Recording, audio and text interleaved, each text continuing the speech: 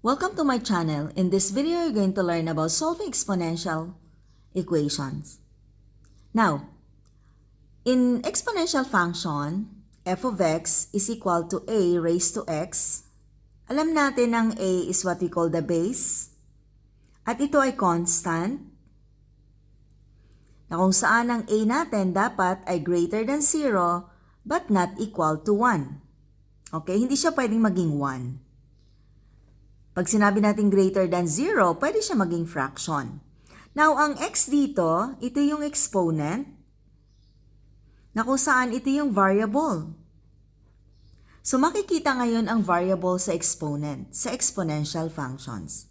Okay, now, in solving exponential equations, so mayroon tayong kukonsider dito na property. Now, ito yung exponential formula natin. If we have a raised to x is equal to a raised to y, if a is positive other than 1, kasi alam natin na hindi pwedeng maging 1 ang a natin, at dapat greater than 0 siya, then a raised to x is equal to a raised to y if and only if x is equal to y. Ano ibig sabihin? Pag pareho daw yung bases, magiging equal lang ito kung x is equal to y. Ibig sabihin, ang exponents nila are equal also. Okay. So now, look at this one. We have 2 raised to x is equal to 2 raised to 3. Very simple example para makita nyo lang. Now, pareho ang base nila or pareho ang bases. Ibig sabihin, ano ang magiging value ng x dito? Of course, maging value of x dito ay equal to 3. Right? Para maging equal, 2 raised to 3 is equal to 2 raised to 3. So, anong ginawa natin ngayon? In-equate lang natin yung exponents, which is x is equal to 3. Now, what about if we are given like this? 3 raised to 2x is equal to 3 raised to 6. Now, sa property natin, ibig sabihin, pareho na ngayon ang bases nila. So, since pareho ang bases nila, ibig sabihin, ang exponents must be equal. Okay? So, ang gagawin lang natin, equate lang natin, 2x is equal to 6. And then, solve for x. So, to solve for x, we're just going to divide both sides by 2. Therefore, x is equal to 3. So, here, x is equal to 3. Because 2 times 3 is equal to 6. And this is also 6. So, they are equal. Okay? So, madali lang. Now, what about if we are given like this, 2 raised to 5x is equal to 16 raised to x plus 2. So, napansin nyo, hindi pareho ang bases dito. So, ang gagawin natin is change to common base. Okay? So, ngayon, paano natin i-change sa common base? So, mag-isip tayo ng common multiple ng dalawang bases na to. So, since 2 ito, ang pinakamaliit na base dito, ibig sabihin, pwede natin i-change itong 16 na ang base niya ay equal to 2. So, mag-isip tayo ngayon kung ano yung exponent na yon para maging equal to 16. Alam natin na ang 2 raised to 0, that is 1. 2 raised to 1, that is 2. 2 raised to 2, that is 4. 2 raised to 3, that is 8. And then 2 raised to 4 is equal to 16.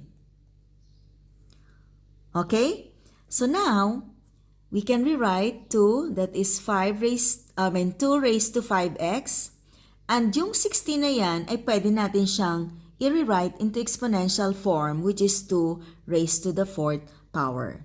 And then, don't forget, i-multiply natin siya doon sa existing exponent. Okay? Now, copy this one first. Distribute natin to. That is 2, 4 times x, that is 4x. And then, 4 times 2, that is 8. So, ayan na ngayon ang exponent ng 2 dito. Magiging 2 raised to 4x plus 8. Now, pareho na ang bases dito. Ibig sabihin, we just simply equate the exponents because they must be equal. And then solve for x. So, lipat lang natin sa kabila yung 4x or you can subtract para maging 0 yan. So, meron na tayo dito ngayon 5x minus 4x. That is equal to x. And then here we have 8. So, x is equal to 8. Now, kung gusto nyo siyang i-check kung tama yung pagmamanipulate nyo dito, i-substitute nyo lang. 5 times 8, that is 40. Okay?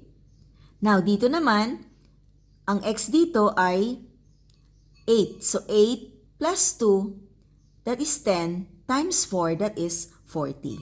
Just to make sure na tama yung pag-manipulate natin. Okay? Now, look at this one. 9 raised to x is equal to 3. So again, pwede natin i-change yung 9 into base 3. Na kung saan, that is 3 raised to 2. That is equal to 9. So 3 raised to 2. And then, multiply natin sa x. Kasi meron tayong x na exponent na doon. And then, understood, if there is no exponent here, written, understood that is 1. So that is 3 raised to 1. Now, the bases are the same. Equate lang natin yung exponent. 2x is equal to 1. And then solve for x. Divide 2. X is equal to 1 half. Okay. So now gusto nyo siyang i-check. So that is 9 raised to 1 half is equal to 3. And what is 9 raised to 1 half? We can change this into radical form, which is, this will be the index. That is square root of 9. And what is square root of 9? The index here is 2, right? This one. Square root of 9 is 3, which is equal to 3. So that's the checking. Okay, next, look at this one.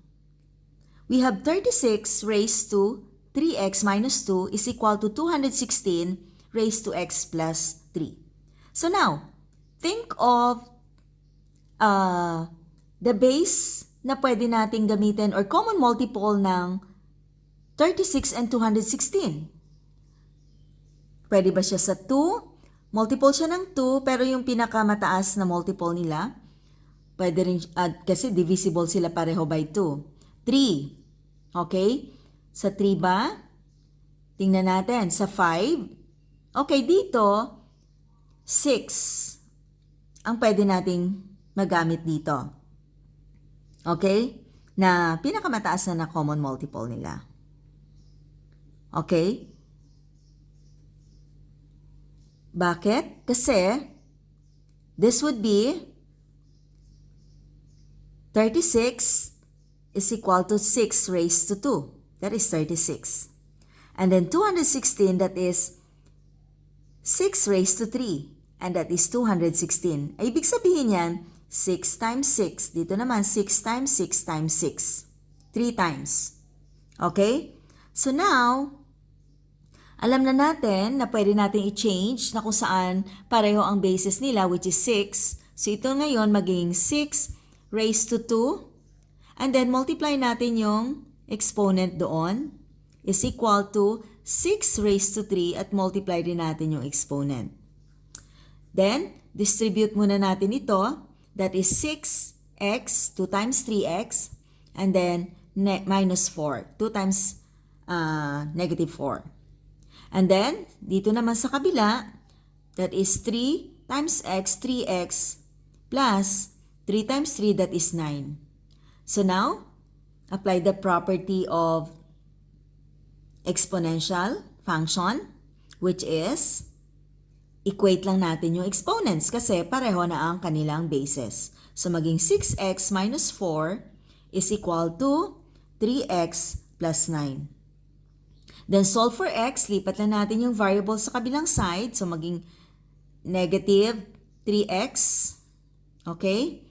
O kaya, ang transposition, pag nilipat nyo siya, that's the shortcut only of addition property or subtraction property.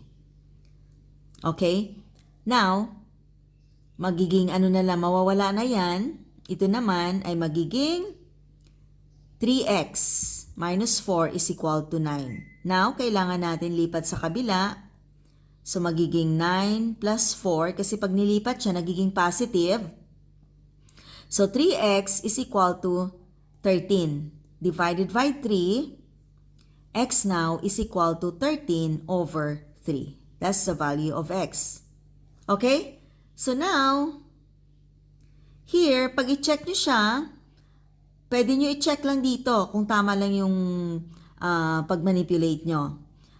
Kasi pareho na ang base nila, dapat pareho din yung exponents nila, di ba? So, 6 times, ano yung value natin? 13 over 3. Okay, so 13 over 3 minus 4. Okay? So, anong gagawin natin dito? Dapat ito muna, pwede nyo siyang i-simplify. So, this is by 3, this is 2. And that is 1. So, we have 13 times 2, that is equal to 26. Minus 4, that is equal to 22. Sa kabilang side kaya, 3 times 13 over 3 plus 9. So, ayan. So, makakancel natin ito, yung 3 and 3. So, 13 plus 9, which is equal to 22 also. So, that's how, kung gusto nyo lang, but pag wala kayong time at sure naman kayo doon sa manipulation nyo, hindi nyo na kailangan i-check. So, that's how you're going to solve exponential equations pag pareho ang bases. Now, in my next video, I am going to show or discuss about paano ang gagawin pag hindi pareho ang bases. Okay? That's all for this video and thank you for watching. See you in the next one. Bye!